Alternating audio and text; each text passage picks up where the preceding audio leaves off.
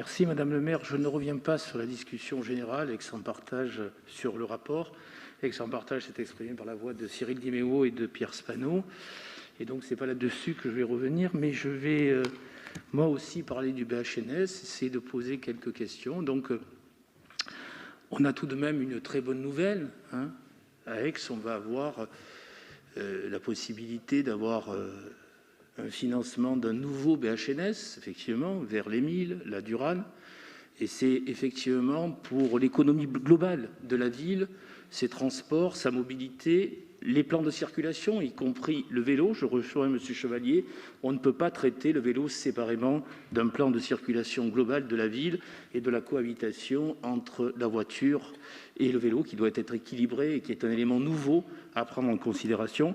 Donc je voudrais savoir à quelle échéance ce BHNS pourra être réalisé.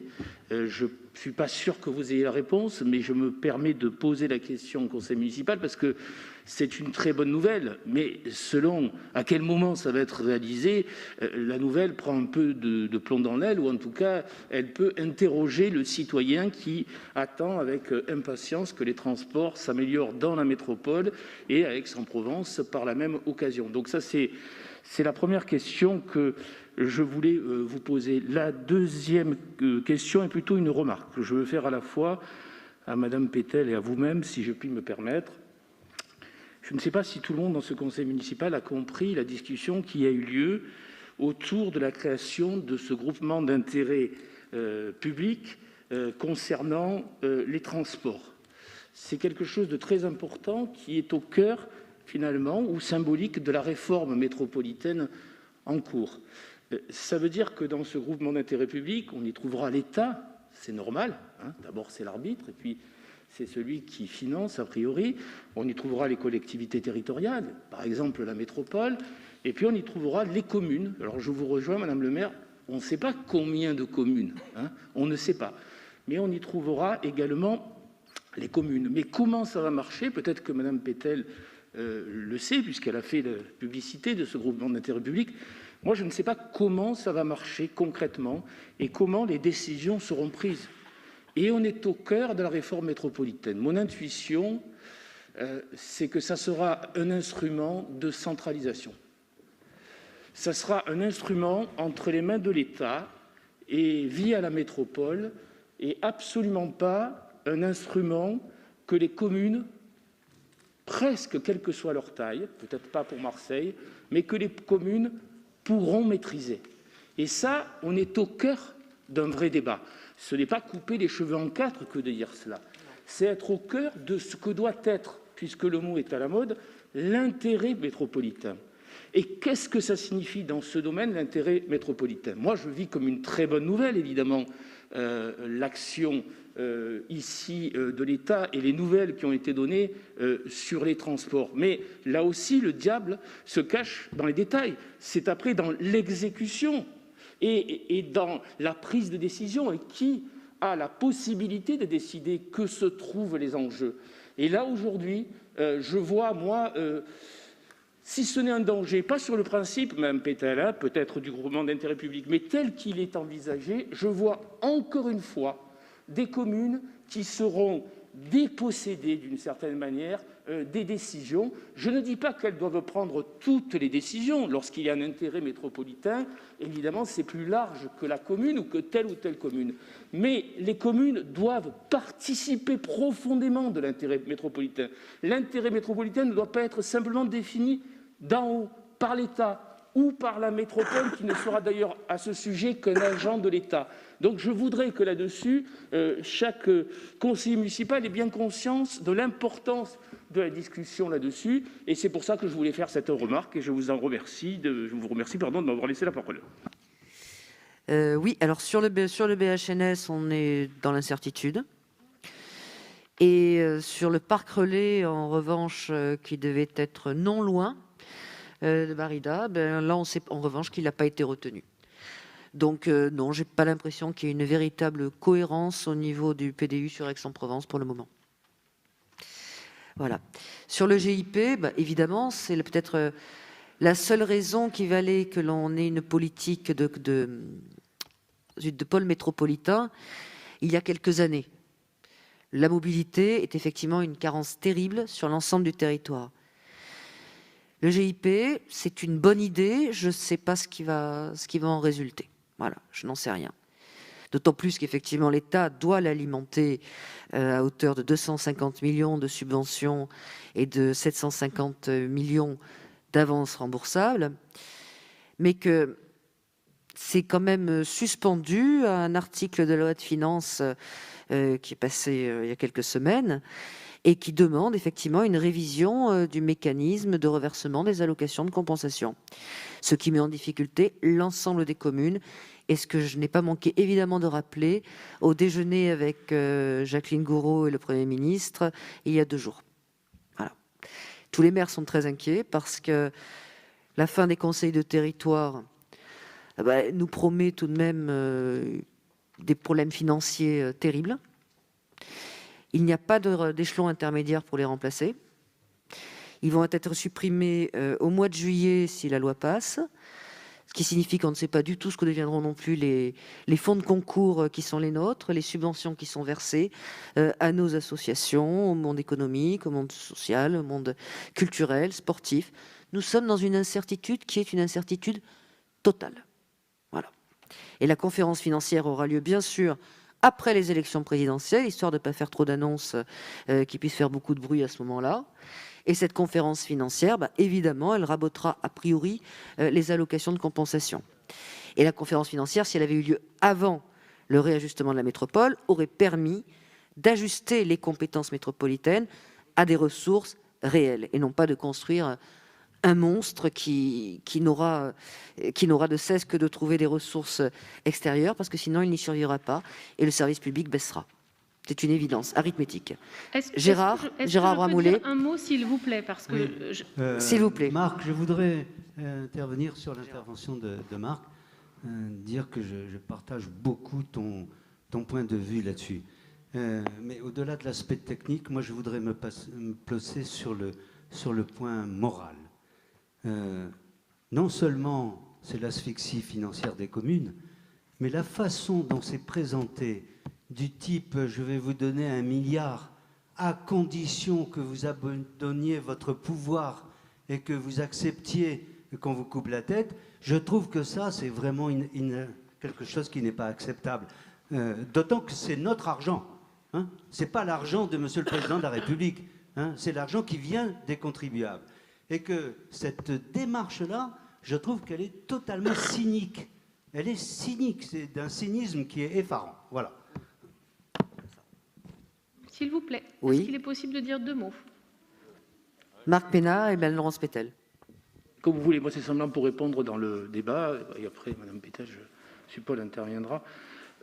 Moi, en fait, je ne voulais pas être polémique, hein, je voulais informer et mettre les éléments en débat, peut-être à ma manière, hein, on peut ne pas être d'accord, mais je voulais mettre ces éléments en débat. Sur les conseils de territoire, je l'ai dit en conseil de territoire, et je pense qu'il est important qu'on l'entende aussi en conseil municipal. Pour ma part, je trouve que c'est une faute politique de supprimer les conseils de territoire. Ils n'avaient pas toutes les qualités, ils pouvaient éventuellement être réformés. Je l'ai dit, de l'extérieur, ça peut paraître comme une couche supplémentaire, et pourtant, je pense que le conseil de territoire, c'est l'échelle pertinente, c'est le bassin de vie. C'est là où il y a le bassin de vie, les liens économiques, les liens sociaux, les distances qui permettent d'avoir une vraie politique, je dirais, ancrée dans un territoire et de proximité. Et pour ma part, je suis pour ce type de politique et non pas simplement une politique qui viendrait d'en haut avec une métropole qui serait coupée de ses territoires. Et là-dessus, je veux faire 2 remarques. Je ne serai pas plus long. La première, je veux avertir les communes qu'il y a là, selon moi, un jeu de dupes. Il y a un jeu de dupes entre les compétences de proximité dont vous entendez parler et qu'il vous serait généreusement alloué, et puis ce qui reviendrait à la métropole ou à l'intérêt métropolitain. Avec la disparition des conseils de territoire, il y a un affaiblissement des communes. Il faut que les communes en aient bien conscience, que c'est un véritable affaiblissement, et dans une grande métropole, après voir comment elle sera réformée, éventuellement comment elle évoluera, peut-être, mais pour l'instant, dans la métropole telle qu'elle est, les communes, et surtout quand on n'est pas Marseille ou Aix même, les communes vont être d'autant plus esselées et en difficulté. Et sur les conseils de territoire, je me permets de le dire parce que je suis un élu qui n'est pas un maire, et je le dis à tous les élus qui représentent ici Aix, en dehors de vous, Madame le maire. Si demain on dit que pour remplacer les conseils de territoire, on a des syndicats de maires, en gros, eh bien, selon non, mais moi... ce n'est même pas ça, Marc. Oui, Les sais, syndicats pourront être faits sur des compétences communales qui sont rendues. C'est-à-dire que l'ensemble des 30 compétences qui sont au Conseil de territoire seront assumées par l'administratif. Bien sûr. Mais ce que je voulais dire de manière générale, parce qu'avec la décentralisation, doit aller normalement la démocratie. Je viens de plaider pour la décentralisation.